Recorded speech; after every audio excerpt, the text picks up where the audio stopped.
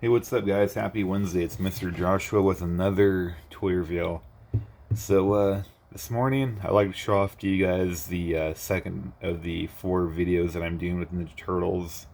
This is the KO Ninja Turtle Michelangelo.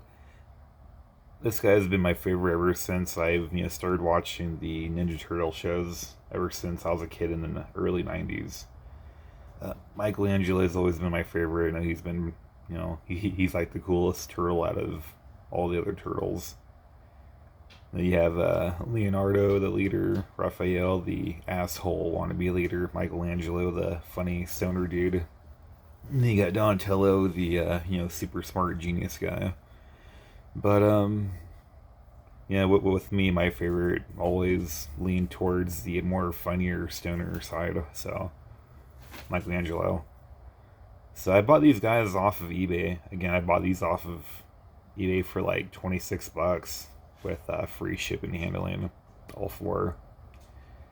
And the reason why I bought all these figures is because I wanted to do a second wave of Ninja Turtle zombies. The first wave I sold last year for like almost $100, which is pretty cool. And they were a different version of the Ninja Turtles. And this time around, I'm using the ones from the 90s cartoon. And as you can see in the background, I'm already working on Raphael. Turning him to a zombie slowly but surely. But enough about Raphael. Fuck you, buddy. Now, what is this about? This is about Michelangelo. So, with the actual release of the real Ninja Turtle figures, this guy would have had, like joints up the asshole. Regular joints, ball joints, swivels, all that great stuff. And even though this is a bootleg figure, a KO knockoff, it's still, a pretty good, decent figure now. It's something that you can essentially have in your collection. I do. But again, things that this guy's missing, compared to the actual figure, which I don't know where to get the actual figures from. I've been looking on eBay for about a couple of weeks now, and I just can't really find it. But whatever. So with the KO version, he's missing the little swivel joints right in here.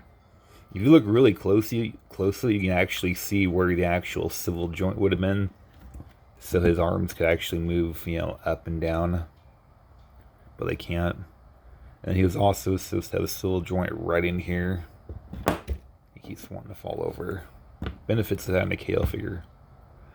But right in here, there was supposed to be a swivel joint where he can actually, move the arm back and forth. Figure doesn't have it.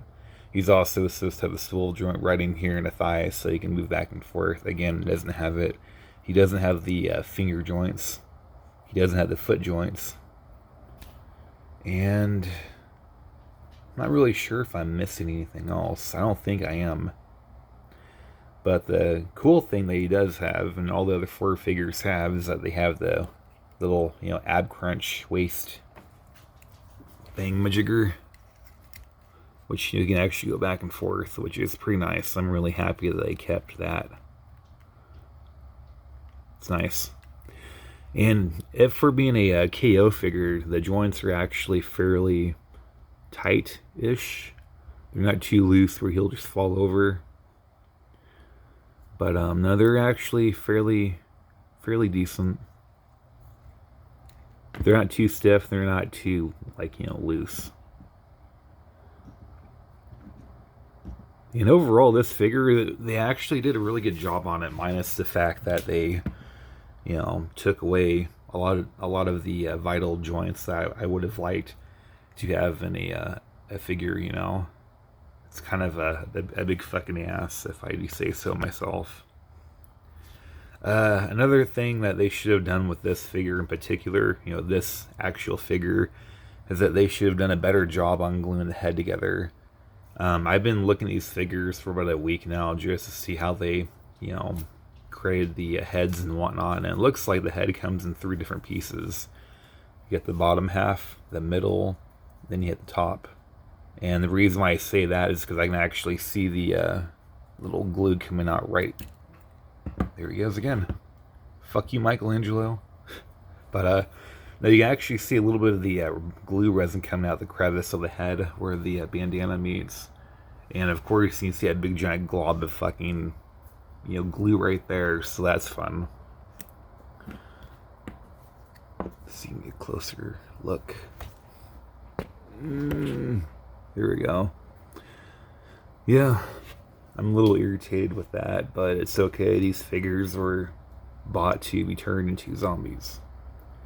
So with the miracle of painting and everything else that I do, I'm pretty sure I'll be able to take that out without a problem. And for shits and giggles, let's take a look at the joints. Again, you got the foot joint, and also the ball joint right in there. So the swivel in the ball joint, that's cool. His legs can go up and down. You can do the high kick if you really wanted to. His legs, they bend backwards about this much. So if he really wanted to, he can probably kick himself in the shell. I think these are called double leg joints. So whatever, it's pretty cool. And the part that I hate most about the figure are the arms. This is literally like going back into the fucking 90s when people just started, doing a little bit better job on the arm joints. So this is like going back into the 90s. He can only do this shit, up and down, that's it. With the exception of having his, joints moving back and forth for the arms. That's kind of cool. The hands are on a swivel. And can they go back and forth? Yep, just a little bit. The head is actually on a huge ass ball joint. I've had this head off once just to see. And I really don't want to take it off just out of fear that I don't know how strong the plastic is. I don't want to take this head off and try to put it on and have the ball joint, break. But you can see it back in there. The ball joint is pretty fucking huge. But for $26 for all four of these figures, it really wasn't a bad deal at all. Especially for what I want to do with these figures. That's a rule of thumb that I do with these figures, with any kind of figure actually, is that if I'm buying a figure to do a custom on, my rule of thumb is to try to buy it as cheap as possible, even if it's missing, maybe an arm or something, or the maybe accessories. But I mean, that's my rule of thumb. I try to keep prices as low as possible when I buy items, because I know eventually I'm going to turn around and sell it. So, like, for example, what's the point in buying a figure for $50 when you're going to customize it and turn around and sell it for $50? With me, I at least want to get some money out of it. And again, I don't do it for money. I just, I do customs because it's fun and it's something I've always enjoyed doing. And I think over the past 5 years I've been doing customs in general, I've sold at least 500 figures all the way around the world, going from the Gundam action figures, Marvel, Beast Wars, Transformers, custom resin casted figures, parts, all that great shit.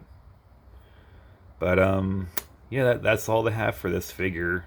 Oh, and on a scale of 1 to 10, since he's Michelangelo, I'm going to give him, an 8 out of 10. And that's because, again, he doesn't have the proper joints that the original figures had. If the producer of these knockoff figures had the actual, ball joints and proper joints and everything that the original figures had, I would give these knockoff figures a solid 10 out of 10. Just because, one, they're actually built well. The plastic isn't shit. They're pretty nice figures. But, again, they didn't give us the proper fucking joints that these figures need, so fuck you guys, 8 out of 10. And that's all they have for these. It's all the review they have for this figure. And if you guys like my videos, please like and subscribe. And as always, thanks for watching.